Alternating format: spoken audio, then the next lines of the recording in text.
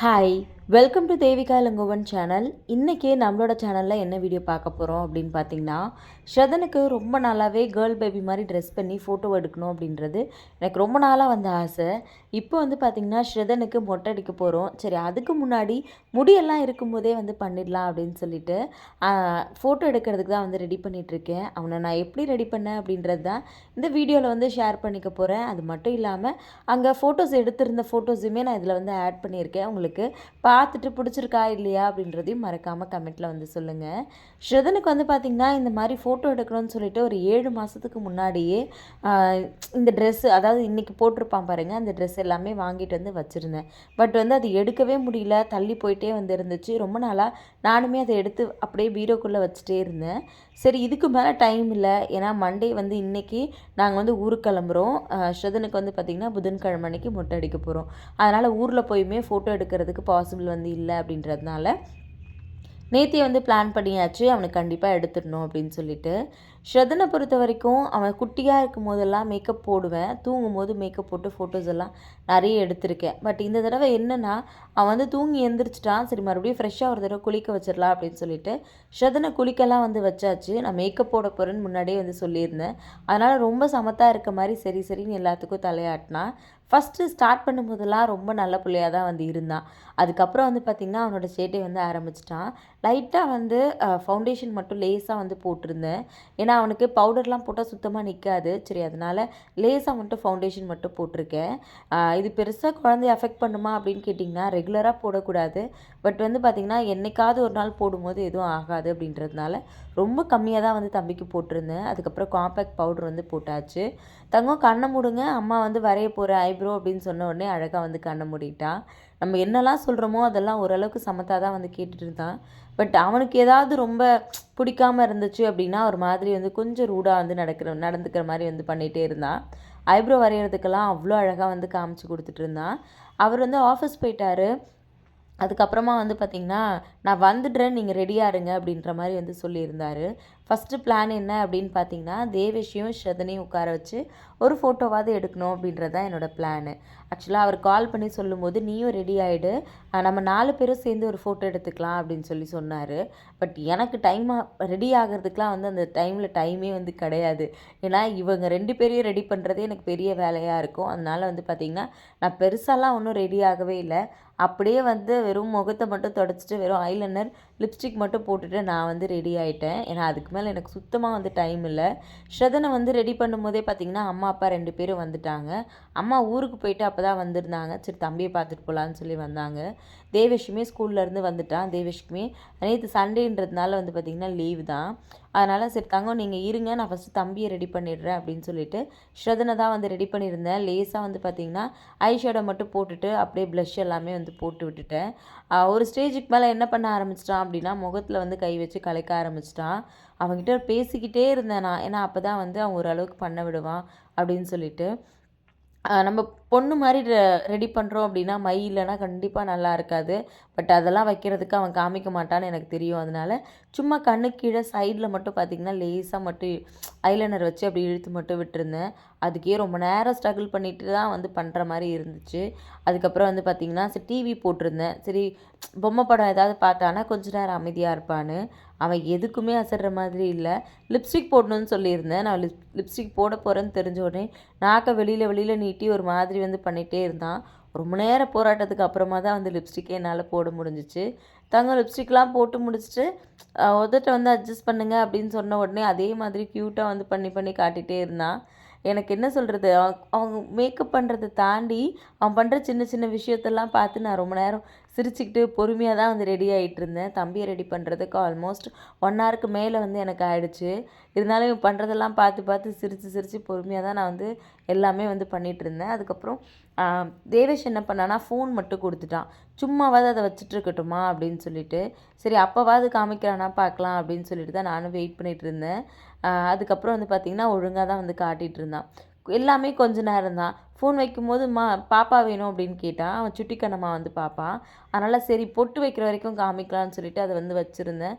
But வந்து ஆட்டிக்கிட்டி ஒரு வழியாக வந்து எல்லாத்தையும் கலைச்சிட்டான்.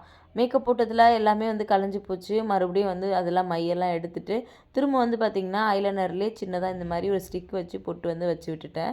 பொட்டெல்லாம் வச்ச உடனே நிஜமா பார்க்குறதுக்கு அப்படியே பொண்ணு மாரி தான் வந்து இருந்தான்.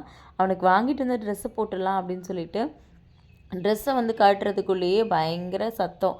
அந்த ட்ரெஸ்ஸை இதை கழட்டக்கூடாது அப்படின்னு சொல்லிட்டு, எனக்கு என்ன பண்ணுறதுன்னு தெரியல. எப்படியாவது ஃபோட்டோ வந்து எடுக்கணும். ஏன்னா சண்டே வேறு. ஃபோட்டோ ஸ்டுடியோ வந்து க்ளோஸ் பண்ணிட்டாங்க அப்படின்னா, இன்றைக்கி மண்டே வந்து கண்டிப்பாக எங்களால் தம்பியை ரெடி பண்ணி ஃபோட்டோ எதுவுமே எடுக்க முடியாது. இன்றைக்கி நிறைய வந்து வேலை இருக்குது. அதனால் நேற்றே வந்து கண்டிப்பாக முடிச்சிடணும் அப்படின்னு சொல்லி நினச்சேன். அதனால் வந்து பார்த்திங்கன்னா, சரி கொஞ்ச நேரம் அமைதியாக இருந்தான். சரின்னு சொல்லிட்டு மேலே லேசாக ஐலைனர் மட்டும் போட்டுடலாம் அப்படின்னு நினச்சது தான் நான் பண்ண பெரிய தப்பு. ஒரு கண்ணுக்கு ஒழுங்காக இருந்து காமிச்சிட்டான். 2வது கண்ணுக்கு வந்து பார்த்திங்கன்னா, மேலெல்லாம் ஃபுல்லாக ஆகிடுச்சு. எனக்கு என்ன பண்ணுறதுனே தெரியல. அதுக்கப்புறம் பார்த்திங்கன்னா, தேங்காய் எண்ணெய் வச்சு ஃபுல்லாக அந்த ஒரு சைடு கண்ணு மட்டும் ரிமூவ் பண்ணியிருந்தேன். பட் வந்து பார்த்திங்கன்னா, அங்கங்கே கொஞ்சம் பிளாக்காக இருக்க மாதிரி தான் இருந்துச்சு. இருந்தாலுமே இதுக்கு மேலேயும் என்னால் அவனை ரெடி பண்ணுறதுக்கு கண்டிப்பாக முடியவே இல்லை. தேவேஷ்க்கு வந்து நான் பண்ணியிருக்கேன். அவனுக்கு ஒரு 3 இயர்ஸ் 3½ இயர்ஸ் இருக்கும்போது ஜவுரி எல்லாம் வச்சு ரொம்ப அழகாக வந்து எங்கள் வீட்டில் அந்த ஃபோட்டோ வந்து இருக்குது. பொண்ணு மாதிரியே இருப்பான். ஆனால் பட் அவன் வந்து அப்போ ரொம்ப அழுதான். எனக்கு வந்து நான் கேர்ள் மாதிரி இருக்கேன். எனக்கு ஏன் இப்படி ஃபோட்டோ எடுக்கிறீங்க அப்படின்னு சொல்லிட்டு, நான் என்னோடய ஆசைக்காக தான் வந்து எடுத்திருந்தேன். பட் ஸ்ரதனுக்குமே அப்படி எடுப்பேனான்னு தெரியல. அப்பா அவன் என்ன சொல்லுவான் அப்படின்றதுமே எனக்கு தெரியல. ஒரு வழியாக வாங்கிட்டு வந்திருந்த ஃப்ராக் வந்து போட்டாச்சு. அது போடுறதுக்குள்ளே இங்கேயும் அங்கேயும் ஆடிக்கிட்டே தான் இருந்தான். ஹெல்ப்புக்கு வந்து பார்த்திங்கன்னா, அம்மா அப்பா யாருமே வந்து வரல. ஏன்னா எல்லோரும் இருந்தாங்கன்னா இவன் ரொம்ப சேட்டை பண்ணுறான். அதனால் யாரும் வர வேண்டாம், நானே பார்த்துக்கிறேன் அப்படின்னு சொல்லிட்டேன். வீடியோ வந்து தேவேஷ் தான் வந்து எடுத்து கொடுத்துட்டு இருந்தான். நான் எடுக்கிறேம்மா அப்படின்னு சொல்லிட்டு, நில்லுடா இதை போடலாம் அப்படின்னா கூட இவன் நிற்கவே இல்லை. உட்காந்து இது பண்ணிகிட்டே இருந்தான்.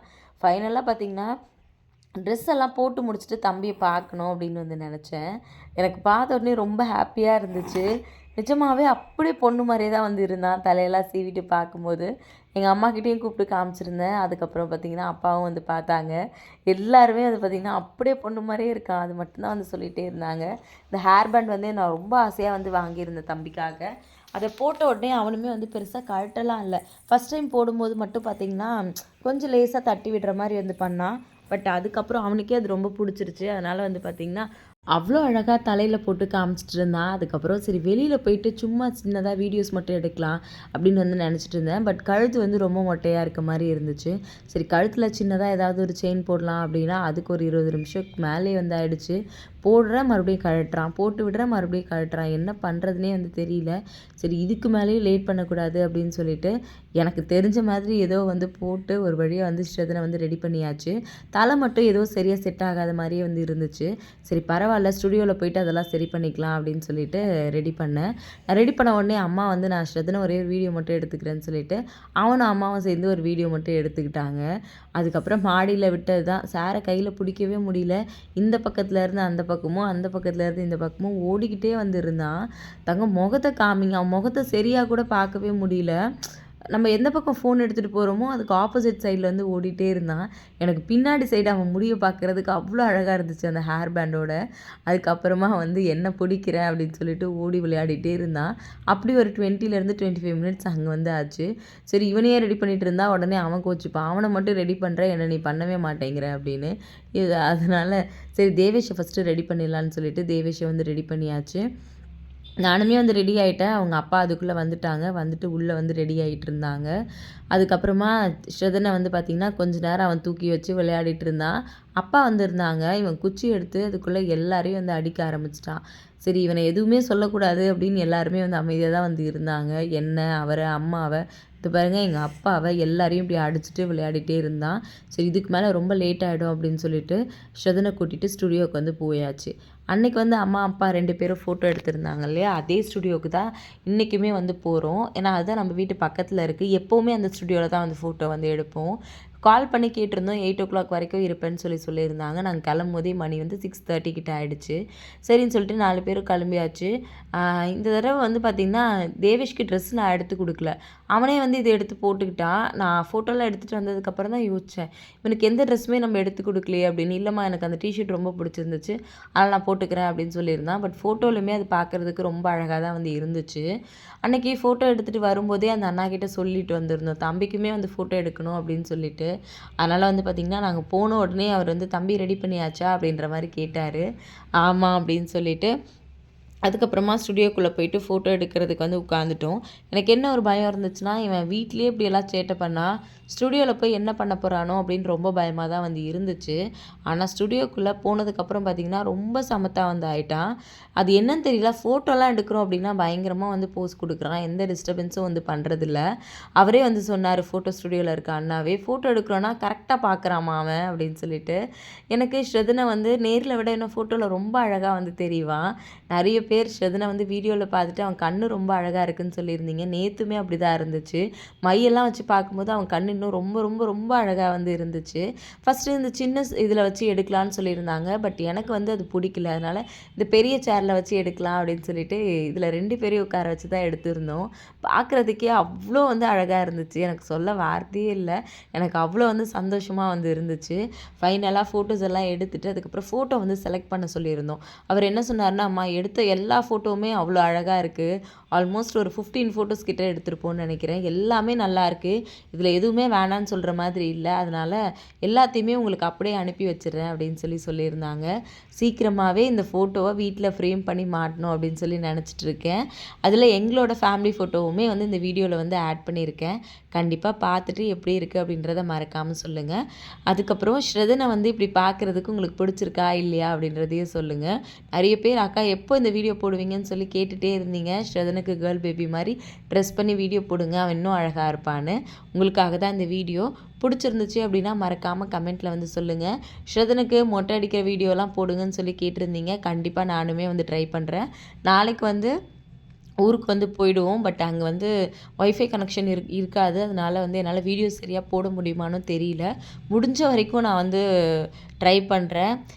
கண்டிப்பா நெறைய பேர் வந்து அக்கா உங்கள மிஸ் பண்ணுவோம்ன்னு சொன்னீங்க. கண்டிப்பா மிஸ் பண்ணாத அளவுக்கு என்னால வீடியோஸ் எவ்வளோ ஷேர் பண்ண முடியுமோ ஷேர் பண்றேன். எனக்குமே வந்து பார்த்தீங்கன்னா, ரொம்ப ஹேப்பியா இருக்கு தம்பிக்கு முடி எடுக்க போறது. மொட்டை அடிச்சதுக்கப்புறம் ஸ்ரதன் எப்படி இருப்பான் அப்படின்றது எனக்கு சுத்தமா ஐடியாவே வந்து கிடையாது. கண்டிப்பா இந்த வீடியோ பிடிச்சிருக்கும்னு நம்புறேன். ஃபோட்டோஸ் எல்லாம் பார்த்துட்டு எப்படி இருக்குன்னு சொல்லுங்க.